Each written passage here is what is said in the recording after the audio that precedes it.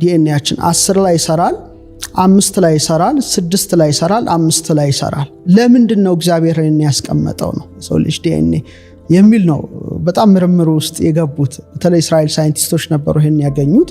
በብዙ ሚሊየን ማግኒፋይ በሚያደርግ መሳሪያ ነው የተመለከቱት። የደብል ስትራንድ ዲኤንኤ ጥምዙ ደብል ሄሊክሱ ማለት ነውና 10 5 6 5 ምንድነው ተብሎ ሲመረመር ቁጥሩን ወደ ፊደል ነው የቀየሩት።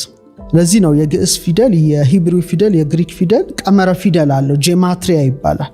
በዓለም ላይ በጣም ብዙ ሺህ ቋንቋዎች አሉ። በጣም ጥቂት ብቻ አልፋቤት አላቸው።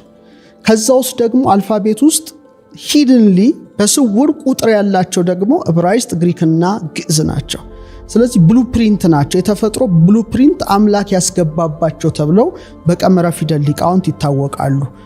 እነዚህ ሁለቱ መጻሕፍቶቼ ያው የኢትዮጵያውን የግዕዙ ላይ ነው የሰራሁትና ምንድነው 10 5 6 5 ሲመረመር 10ኛው የእግዚአብሔር ስም ምን ነበር የሚለው ነው የመጣው። ለምሳሌ በመዝሙር 118 ላይ 22 የእግዚአብሔር ስሞችን ዳዊት ይጠቅሳል።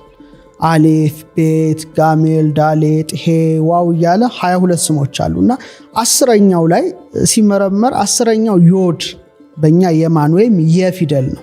ቀጥሎ 5ኛው ላይ የሚሰራውን ብሪስ ሲፈተሽ አበገደሃ በእኛና በዕብራይስጥ ፊደል ሃ።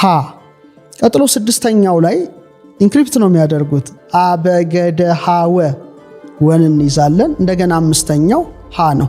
የሃወሃ የሃወሃ የሚል ፓተርን ሰጠ ማለት ነው። ይሄ ምንድነው? በግሪኮች ቴትራግራማቶን ይባላል። ቴትራግራማቶን ማለት 4ቱ የእግዚአብሔር ስሞች ለማለት ነው።